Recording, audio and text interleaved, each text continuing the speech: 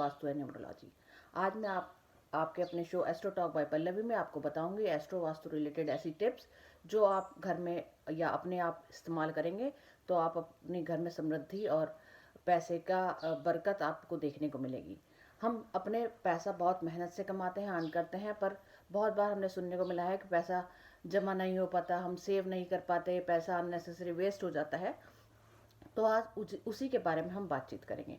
अगर आपने अभी तक मेरा channel astro talk bye Pallavi subscribe नहीं किया है तो कृपया एस्ट्रो टॉक बाय पल्लवी को सब्सक्राइब कीजिए, वीडियो को लाइक कीजिए और शेयर कीजिए। आइए अब हम जानते हैं ऐसी कौन सी टिप्स जो आप रोज़मर्रा के जीवन में आप कर सकते हैं और आपको उससे फ़ायदे भी हों। तो हम देखते हैं पहला नंबर कि जैसे अभी नया साल आ रहा है या अभी दिवाली गई है, तो आपको बहुत सारे लोगों ने कैलेंडर्स गिफ्ट में दिए होंगे। तो कई बार हमें शौक भी होता है कि हम बहुत सारे कलेक्शन कर लेते हैं, बहुत अलग अलग जगह से अलग अलग कैलेंडर, सब भगवान के, ईश्वर के कैलेंडर हम इकट्ठा कर लेते हैं और अननेसेसरीली हम उन्हें इकट्ठा करके या तो उन्हें ढंग से प्लेस नहीं कर पाते या उन्हें एक अच्छे स्थान नहीं दे पाते। तो उस वजह से बहुत बड़ा वास्तु दोष उत्पन्न होता है। जैसे कि हम देखते हैं कि हम कैलेंडर ले लेते हैं पर हम उन्हें अच्छे से एक प्रॉपर प्लेसमेंट नहीं दे पाते, मंदिर में या पूजा में इतने कैलेंडर नहीं लगा पाते, तो हम अननेसेसरीली उन्हें किचन में, लिविंग रूम में या डाइनिंग रूम में ऐसे टांग देते हैं। तो उस वजह से आप अपने घर में अपने आप एक बहुत बड़ा वास्तु दोष उत्पन्न करते हैं। तो कृपया करके ऐसा ना करें। अगर कोई आपको अननेसेसरी कैलेंडर्स या गिफ्ट में मिल जाते हैं तो आप उन्हें हाथ जोड़ के कहें कि अभी आप नहीं ले सकते, क्योंकि जिस चीज़ को आप अच्छे से प्रॉपरली अरेंज नहीं कर सकते तो वह अननेसेसरीली अपने घर में बढ़ाने का आप प्रयास ना करें। दूसरा हम टिप देखते हैं कि कहते हैं कि हमारे घर में आप देखते हैं बहुत सारे घरों में भगवान की बहुत सारी मूर्तियाँ होती है। जैसे गणेश जी की मूर्ति मैंने जनरली बहुत देखा है कि आपको गिफ्ट में मिली है, आपको शादी में मिली, या आपको दिवाली के तोहफे में मिली। आप बहुत सारे गणेश जी आपके पास हो जाते हैं, लक्ष्मी जी इकट्ठी हो जाती हैं, तो आप उन्हें सबको एक ही जगह पर प्लेस कर देते हैं। तो ऐसा बिल्कुल भी ना करें। आप अगर एक ही प्रतिमा, एक ही मूर्ति, एक ही फोटो रखें अपने मंदिर में और उन्हीं की पूजा अर्चना करें। अननेसेसरीली लिविंग रूम में भी आपने कि आपके पास बहुत सारे शो पीस इकट्ठे हो गए, आपने गणेश जी की प्रतिमा लिविंग रूम में भी लगा दी, आपने बेडरूम में भी लगा दी, और आपने बाहर एंट्रेंस जहाँ है आपका, तो आपने अपने तरफ से शुभता करने के लिए लगाया, बट अननेसेसरीली आप एक तरह का वास्तु दोष ऐसा करके क्रिएट कर रहे हैं। तो कोशिश करके ऐसा ना करें। नेक्स्ट हम देखते हैं कि अगर हम नॉर्थ को अगर हम देखते हैं तो नॉर्थ को हमें क्लियर रखना चाहिए। अपने घर में नॉर्थ का जो पोर्शन है आप उस पार्ट को चेक करें कि वहाँ पे कोई भी ऑब्स्टिकल ना हो, नॉर्थ क्लीन हो, क्लियर हो, वहाँ पे अननेसेसरी कोई ब्लॉकेज ना हो, आपने नॉर्थ में डस्टबिन ना रख रखे हो, आपने शू रैक ना बना रखा हो नॉर्थ में, तो उस चीज़ का ध्यान रखें। अगर आप घर में टूटे बर्तन रखते हैं, कि बहुत सारे घरों में देखा गया है कि कप्स होते हैं जिनमें क्रैक्स आए हुए होते हैं और वो उन्हें ही यूज़ करते रहते हैं, तो ऐसा लालच ना करें। उन्हें बर्तनों को जैसे ही कोई क्रैक आए या टूट जाए उन्हें इमीडिएटली फेंक दें, क्योंकि इस तरह से अगर आप उन्हें रखते हैं या आप उन्हें इस्तेमाल भी नहीं करते पर आप एक कॉर्नर पे या एक स्टोर में उन्हें रख देते हैं, तब भी वो आप अपने लिए एक वास्तु दोष क्रिएट करते हैं। नेक्स्ट टिप हम देखेंगे कि अगर जो हमारी रेगुलर प्रैक्टिस में हम देखते हैं कि हम पानी जब पीते हैं तो हमें पानी उतना ही लेना चाहिए जितना हम पी सकते हैं या जितना हम उस टाइम पीना चाहते हैं। अगर आप उस टाइम पानी किसी के यहाँ गए और आपने पानी, आपको पीने का मन नहीं है, तो आप सीधे मना कर सकते हैं। बट अननेसेसरी पानी लेके आप उसे एक घूंट, बहुत से जनों को है कि एक सिप भरते हैं और पूरा ग्लास रख देते हैं, तो ऐसा ना करें। ऐसा करना एक देखा जाता है कि पानी को हम मनी फ्लो से कंसिडर करते हैं। अगर आप पानी छोड़ते हैं यानी कि आप अपना पैसा खुद वेस्ट करते हैं। अगर पानी को हम चंद्रमा से रिलेट भी करते हैं एस्ट्रोलॉजी में, तो अगर आप जो लोग पानी छोड़ते हैं आप उन्हें आप जनरली नोटिस कर सकते हैं कि वो लोग मानसिक रूप से थोड़ा सा स्ट्रेस में रहते हैं या डिप्रेशन में रहते हैं।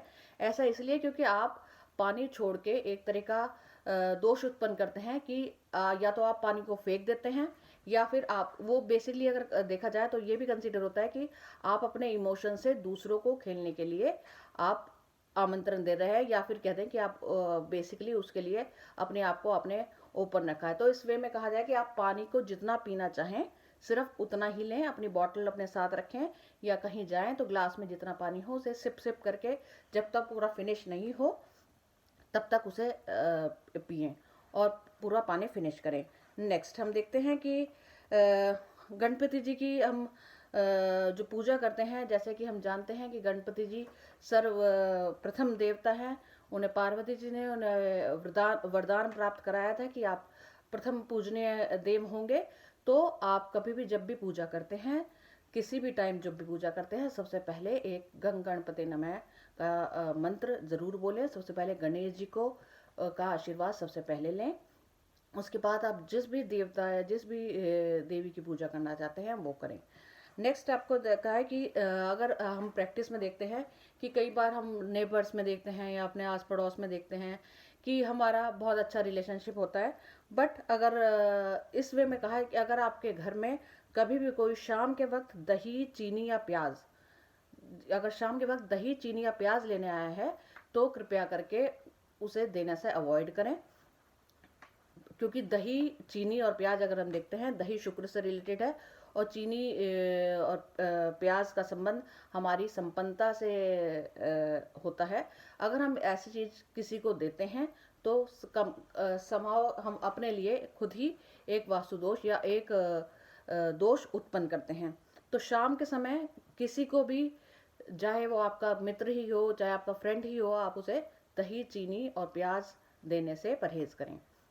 नेक्स्ट कि अगर हम लक्ष्मी के कंसर्न में देखते हैं कि धन की देवी, समृद्धि की देवी लक्ष्मी जी को की पुरानी कथाओं में है कि लक्ष्मी जी से पूछा गया, नारद जी ने पूछा कि आप किसके घर निवास करेंगी, तो लक्ष्मी जी का उत्तर था कि मैं जो शाम को दही नहीं खाएंगे और सुबह उठकर घी देखेंगे, मैं उनके घर हमेशा निवास करूंगी।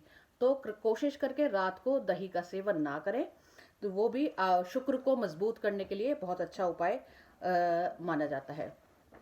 नेक्स्ट हम देखते हैं कि बहुत से घरों में मेड्स होती हैं, काम करने वाले होते हैं, हम उस चीज़ को समझ सकते हैं। पर अगर घर में पूजा स्थान के बाद सबसे शुद्ध स्थान होता है तो वो आपकी किचन होती है।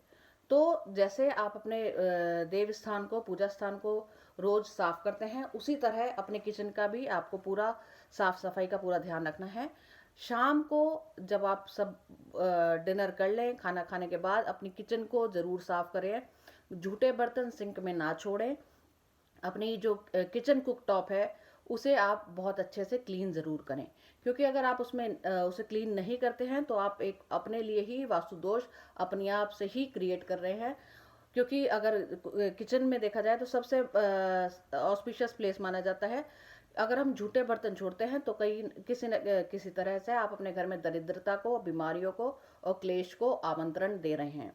तो कोशिश करके अपनी किचन को रात को, चाहे आप कितने भी थके हों, कोशिश करके अपनी किचन को, कुकटॉप को ज़रूर साफ़ करें और अपने बर्तन सारे धो के साफ़ करके रात को रखें। क्योंकि अगर आप देखते हैं कि अगर आप अगले दिन अब जब सुबह उठते हैं अगर किचन गंदी हो तो आपको खुद ही एक नेगेटिविटी, खुद ही गुस्सा, खुद ही अग्रेशन आएगा। अगर आपकी सुबह आपको एक नई फ्रेश स्टार्ट मिले, अगर आपको क्लीन किचन मिलेगा तो आपको खुद ही एक पॉजिटिव वाइब्स आएंगी और आप पॉजिटिविटी के साथ काम करेंगे। तो वो उसी तरह है कि जैसे एक नई शुरुआत आपको मिली दिन की, तो आप उसको नए सरी से शुरू करें। ये नहीं कि अपनी पास्ट मेमोरीज या पास्ट का जो भी है एक्ट है वो आपके सामने रह गया और उस वजह से आपको जो ट्रबल्स थी या हैं वो आगे, वो आपको नहीं ले जानी है। आपको आज का काम आज ही समाप्त करना है।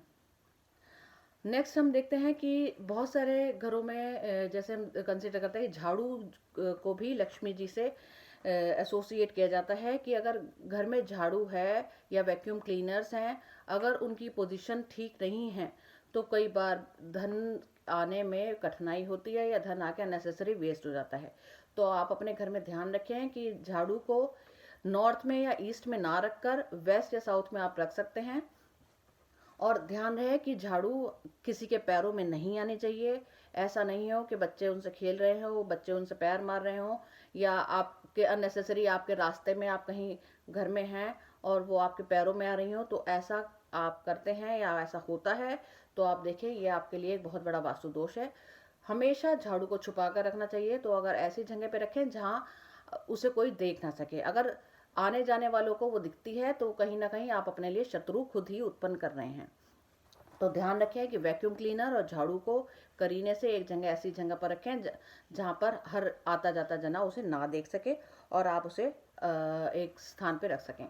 अब हम आते हैं आपके पर्स के बारे में। ये तो अभी हमने बात करी कि घर में हम क्या क्या चीज़ का ध्यान रखें, क्या नहीं रखें।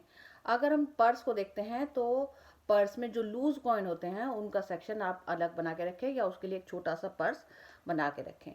अगर आप आप अपने पर्स में नोट रखते हैं तो नोट को कभी भी मोड़कर या फोल्ड करके ना रखें, उन्हें कृपा करके सीधा रखें।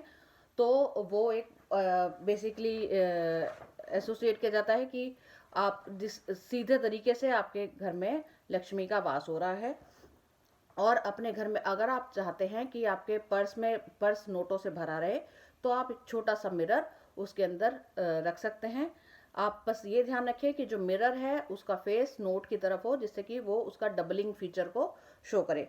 तो ये भी एक रेमेडी है अगर आप ये करते हैं। या फिर जो लोग बिजनेस करते हैं वो अपने गले में या फिर अपने टिल में एक साइड पर मिरर लगा सकते हैं कि जहां पैसा रखते हैं तो उसकी डबल इमेज आपको देखने को मिलेगी। तो उस तरह से आप किसी न किसी तरह यूनिवर्स को मैसेज दे रहे हैं कि आपके धन की आवक को दुगना करे या बढ़ाए।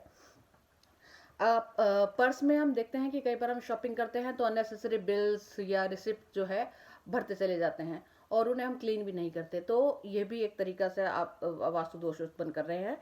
अगर आप जो आपने शॉपिंग कर ली है और रसीद है तो उसे रखने के लिए आप उसमें एक अलग सेक्शन बना सकती हैं। और बिल अननेसेसरी जो अनपेड बिल्स हैं वो कृपया करके अपने पर्स में ना रखें। अगर आप अनपेड बिल्स अपने पर्स में रखते हैं तो वो किसी तरह आप बेसिकली एक ऋण से संबंधित चीज़ जो आपने अभी पे नहीं करी है वो आप उसे अपने पर्स में या अपने बैग में रख रहे हैं, तो उस चीज़ को अपने पर्स में या ना रखें। जो आपके घर की चाबियां हैं, गाड़ी की चाबियां, घर की चाबियां, उनके लिए एक प्रॉपर स्थान बनाएं, उन्हें एक प्रॉपरली प्लेस्ड करें। तो ये भी वास्तु से कंसिडर किया जाता है। अगर आप सभी चाबियों को सही स्थान पर रखते हैं, जैसे कि अगर सही समय पे सही चाबी का इस्तेमाल होगा तभी सही चीज़ खुलेगी, तो इस तरह से आप अपनी किस्मत के द्वार खोल सकते हैं। अभी हमने जानकारी प्राप्त करी कि कैसे हम वास्तु के छोटी छोटी प्रैक्टिस को अपनी लाइफ में आजमा के वास्तु के जो डिफेक्ट्स हैं अपने घर में से वो उन्हें हम कैसे दूर कर सकते हैं। अब मैं आपको बताऊंगी एक टिप जिसमें हम बताएंगे कि कैसे आप धन को आकर्षित करें या अनएक्सपेक्टेड वे में कैसे आप धन को आकर्षित कर सकते हैं। अभी मैं दिखा रही हूँ आपको एक फॉर्मूला। ये आप देखिए, आपकी स्क्रीन पर दिख रहा होगा। ये नंबर है। एक वाइट पेपर लीजिए, एक ब्लू पेन लीजिए और ब्लू पेन से एक सर्कल बनाइए और उसके अंदर लिखिए 520897 741। तो ये अगर देखा जाए तो न्यूमरोलॉजी की वे में हम कह सकते हैं एक फॉर्मूला है धन को अट्रैक्ट करने का अनएक्सपेक्टेड वे में। तो जो लोग बिजनेस करते हैं वो अपनी फ्रंट टेबल पे रख सकते हैं, या आप अगर काम करते हैं तो आप इसे अपने हाथ में वीनस माउंट पे आप इसे ड्रॉ कर सकते हैं। आप अपने इधर भी ड्रॉ कर सकते हैं। तो आप इसे ब्लू पेन से आप अपना जब काम पे हो या काम पे जा रहे हो तो तब भी कर सकते हैं। और एक छोटा सा मंत्र है श्रीम ब्रजी। तो ये धन श्रीम देखा जाए तो श्रीम जो है लक्ष्मी जी से का मूल मंत्र है। तो हम बेसिकली लक्ष्मी जी या जो धन की देवी हैं उनसे हम आग्रह कर रहे हैं कि हमारे साथ हमारे से जुड़िए और हमारे साथ हमारे लाभ को बढ़ाइए। तो अगर आप पूजा करते हैं तो इस मंत्र का जाप 108 बार प्रतिदिन अवश्य करें।